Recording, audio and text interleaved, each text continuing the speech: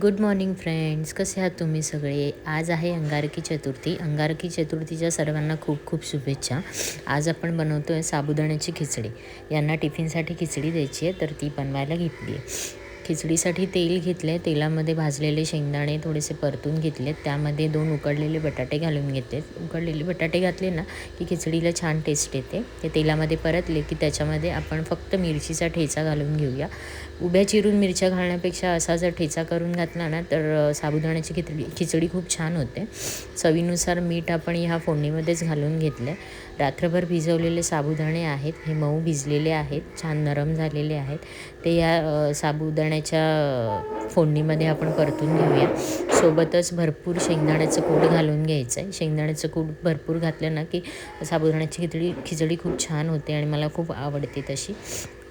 त्याचसोबत थोडीशी साखर एकदम टेस्टसाठी घ्यायची आणि ह्या खिचडीला आपण जवळजवळ 5 ते 7 मिनटं एक वाफ येऊ द्यायची. वरून पाणी वगैरे काय ठेवायची गरज नाही आहे. अशीच वाफ काढून घ्यायची. खिचडी छान शिजते. मस्तपैकी एकजीव करून घ्यायची आहे. अशा प्रकारे आपली साबुदाण्याची खिचडी रेडी आहे. हे उकडलेले बटाटे आणि मिरचीचा ठेचा घालून साबुदाण्याची खिचडी तुम्ही नक्की करून पहा. तुम्हाला खूप आवडेल आणि टेस्ट पण वेगळी लागते. नेहमीप्रमाणे मला भेटायला 2 पाहुणे आलेत. एक पाहुणी आहे आणि एक पाहुणा.